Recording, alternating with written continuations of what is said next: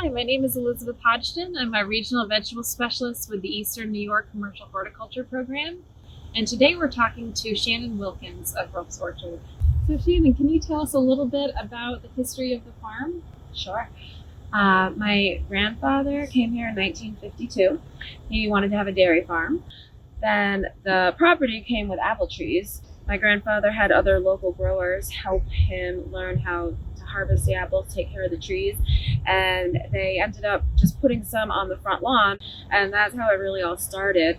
Then they started adding produce like corn and tomatoes. Then in the 80s, they added the bakery and the cider mill. I would say in the last 15 years, we've added our corn maze, our petting zoo. We've really expanded our ENYCHP play area, and then we rebuilt our retail store in 2016. Can you walk us through what's in the store? So along with the apples and produce, you have a number of other items in the store. So I say that since we built our new store, it's probably taken us these 4 years to really grow into it and figure out what works and what doesn't work, and that's always evolving. But right now, we have obviously our bakery with our donuts and our baked goods. We do breakfast and lunch, and we have our cider mill, and then we have some like Rulfs merch, t-shirts, coffee mugs, and then we have a lot of local products. There's a handful of local people that we like to do business with and keep their products in our store, just along also with like some gifty type items. So there's a little bit of everything.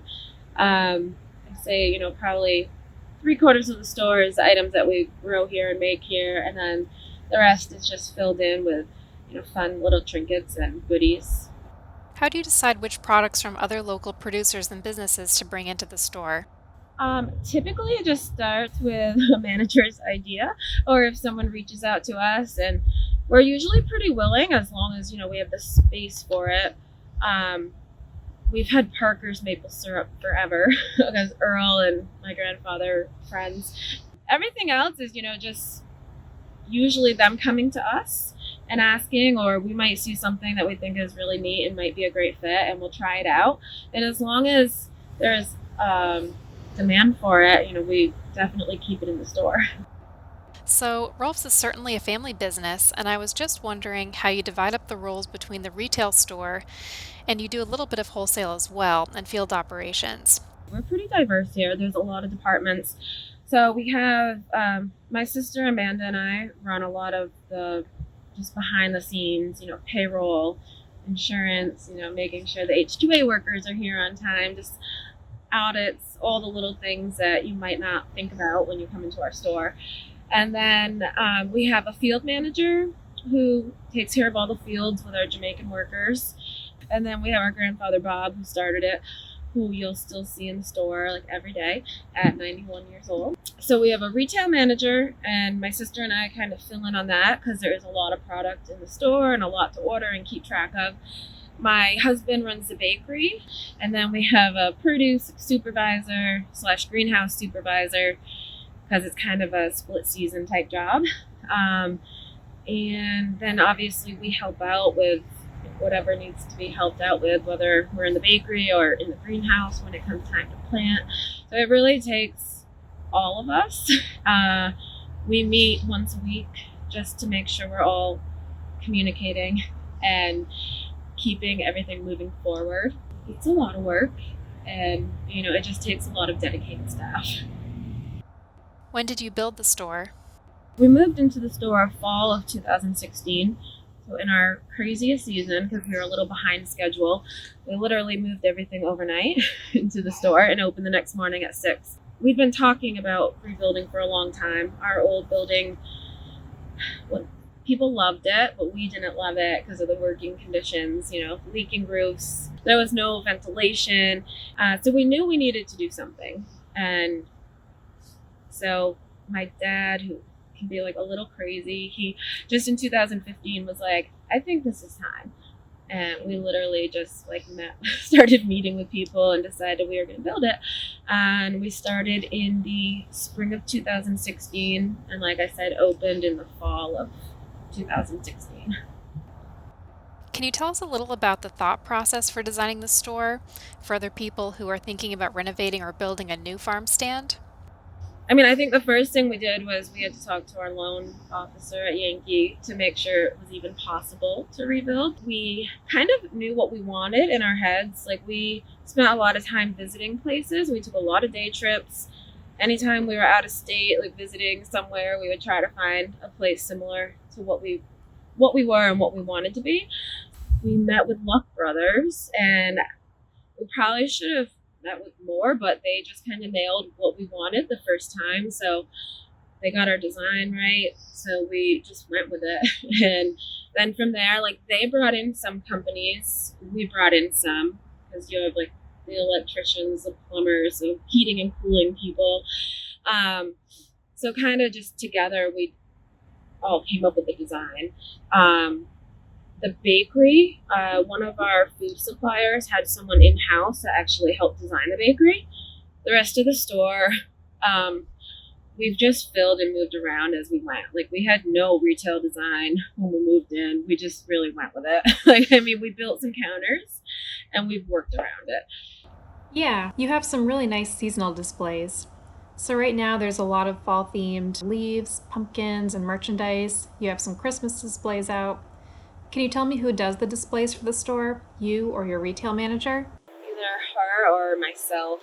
Like, if I have the time, I'll just come down. Like, I'll get sick of how the store looks and I just start pulling stuff off, especially in between. Or in the fall, we're so busy that it just seems like every few days there's just stuff missing, and like, it just bugs me. So I have to go and work on it.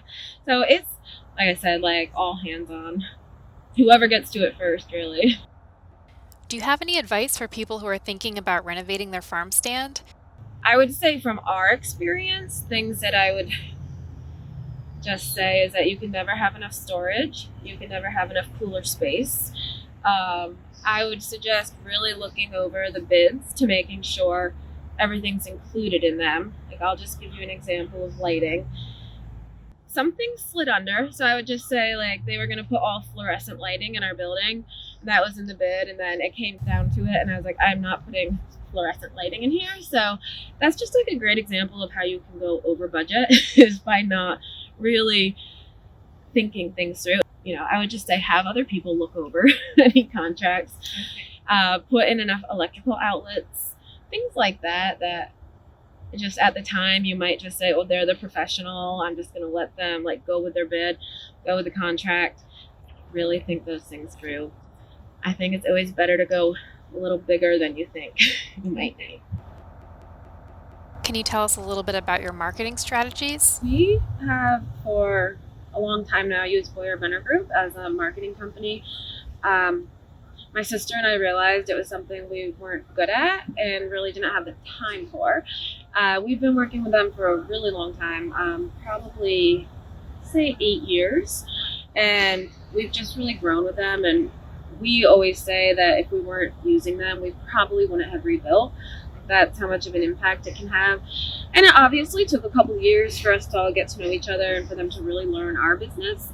And we were one of the first ones for that company, where they really took on all of our social media, and they do so much for us, whether it's designing shirts or they respond to our customers for us, which just really helps to make sure you're actually responding, because I know when we were trying to do it, we just wouldn't respond in time. And I think that's what's really important to people these days, is being able to talk to someone. And they're not answering just for us. They'll email, the company emails us, we respond, and they kind of make it sound better, I'd say. But they're a huge part of what we do. And I know some people just have someone internally.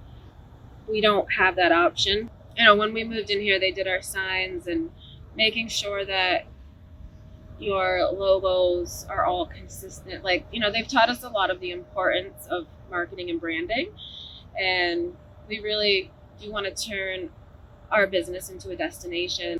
With the local support, you can survive, but I also think we need the tourists in Clinton County to really help us and help all the local businesses. And they've really helped us with that. If a farm store was trying to focus on one social media platform, which one do you think would be worth the time and effort? I think Facebook because it has the most wide range of age groups on it, but it probably depends on what your market really is. I mean, Instagram is growing for us. We have a lot of younger high school and college kids that work here, so I know that they're more into Instagram, but I feel like a lot more age groups are on Facebook. Well, that's great advice. I do notice that there are a lot of farms that have really been getting into Instagram, Facebook, and just social media marketing in general these days. Well, thank you, Shannon, so much for your time today. I think you gave our listeners a lot of excellent advice